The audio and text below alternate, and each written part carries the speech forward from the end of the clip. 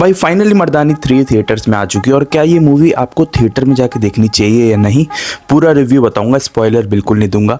तो भाई सबसे पहले अगर एक लाइन में अगर हम इसका रिव्यू करें कि क्या ये थिएटर में जाके देखनी चाहिए या ये एक OTT मूवी है, तो भाई बहुत डिसअपॉइंटमेंट के साथ मुझे कहना पड़ रहा है कि जी हाँ, ये एक OTT मूवी है। बहुत सारे लोगों से बहुत सारी आशा लगा के बैठे थे इस मूवी से, क्योंकि इसका जो ट्रेलर था वो इम्पैक्टफुल था, लेकिन उन्होंने ट्रेलर में पूरी की पूरी स्टोरी ही दिखा दी थी। और थिएटर्स में जाने के बाद जब इस मूवी को देखा तो मुझे ऐसा लगा कि यार ये जो मूवी है, ये इसका प्लॉट बहुत सिंपल था।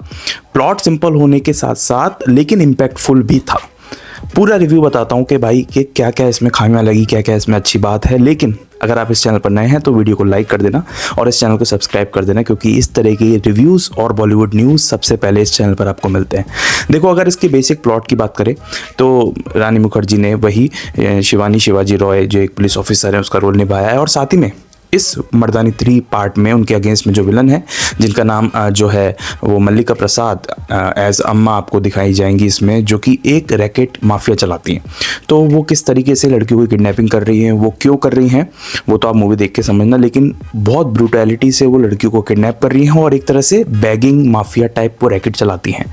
इस रैकेट का खुलासा क्योंकि किसी एक हाई ऑफिशियल की बेटी भी किडनैप हो जाती है, तो उसके बाद जब रैकेट में तफ्तीश होती है, इन्वेस्टिगेशन होती है, रानी मुखर्जी इन्वेस्टिगेशन करती हैं, तो उन्हें चीज़ों का खुलासा मालूम पड़ता है।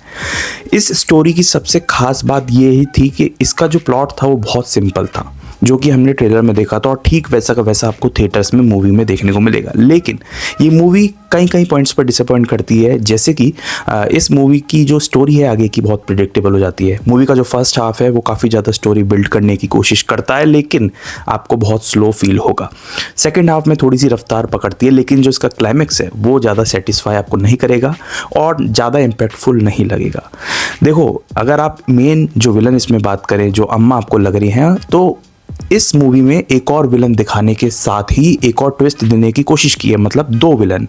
लेकिन जब दोनों ही विलन भी बहुत प्रिडिक्टेबल हो जाते हैं स्टोरी में, आप थोड़ा सा दिमाग लगाएंगे तो आपको समझ में आ जाएगा कि आगे क्या होने वाला है, तो उस मतलब एक पैमाने पे ही मूवी फेल हो जाती है। तो कुछ नयापन क्रिएटिव नहीं देखने को मिलता।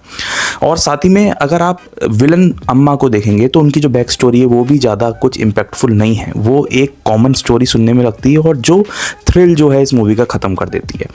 वहीं अगर एक्टिंग की बात करें तो रानी मुखर्जी एज यूजुअल एक अच्छी एक्टिंग इसमें दिखी है, बट अगर आप ओवरऑल मूवी को देखेंगे तो इसमें एक्टिंग ठीक ठाक है, लेकिन जो एक्शन सीन्स है वो भी अच्छे हैं। एक्शन सीन्स अच्छे हैं, प्लॉट बहुत सिंपल है लेकिन इम्पैक्टफुल है। अब स्टोरी जब ऐसी सेकंड हाफ में आगे बढ़ेगी तो आपको कई कई पॉइंट्स पर स्टोरी में ऐसा लगेगा कि ज़्यादा सीन्स इम्पैक्टफुल बनाए जा सकते थे। ट्रेलर की हूबहू कॉपी लगेगी, एक आधी ट्विस्ट और टर्न आपको ज़रूर देखने को मिलेगा, लेकिन वो आपको इतना ज़्यादा एक्साइट नहीं करेगा। तो ओवरऑल इस मूवी ने मुझे डिसअपॉइंट किया और मुझे ऐसा लग रहा था कि मैं ये क्राइम पेट्रोल या फिर किसी और क्रिमिनल सीरीज़ का एक एपिसोड देख रहा हूँ, और उसी लेवल तक का एक्साइटमेंट और थ्रिल मेंटेन करके रखा। कुछ नयापन, कुछ क्रिएटिव इस मूवी में मुझे नहीं दिया। एक्टिंग इम्पैक्टफुल ज़रूर है विलन्स की, लेकिन कुछ ज़्यादा नयापन उसमें नहीं था। वहीं अगर हम क्लाइमैक्स की बात करें तो क्लाइमैक्स और ज़्यादा बेटर किया जा सकता था, और जो इसका डायरेक्शन दिया अभिराज ने बहुत हद तक चीज़ों को संभाल के रखने की कोशिश की है, बहुत हद तक चीज़ों को एक इम्पैक्टफुल बनाने की कोशिश ज़रूर की है, लेकिन वो उस तरह से थिएटर में रिप्रेजेंट नहीं हो पाते। शैतान मूवी की जो एक्ट्रेस थी जानकी बोडीवाला, वो भी इस मूवी में देखेंगे, एक इम्पॉर्टेंट कह सकते हैं रोल। उनकी एक्टिंग भी ठीक ठाक है, जितना काम दिया गया उतने बढ़िया किया है। बाकी और कुछ भी इसमें ट्विस्ट एंड टर्न्स डाले जा सकते थे। और इसके ट्रेलर जब आया था, जब भी मैं थोड़ा सा डिसअपॉइंट हो गया था, क्योंकि स्टोरी जो पूरी की पूरी है वो बता दी गई थी ट्रेलर में। हूबहू कॉपी मूवी में वही होती है।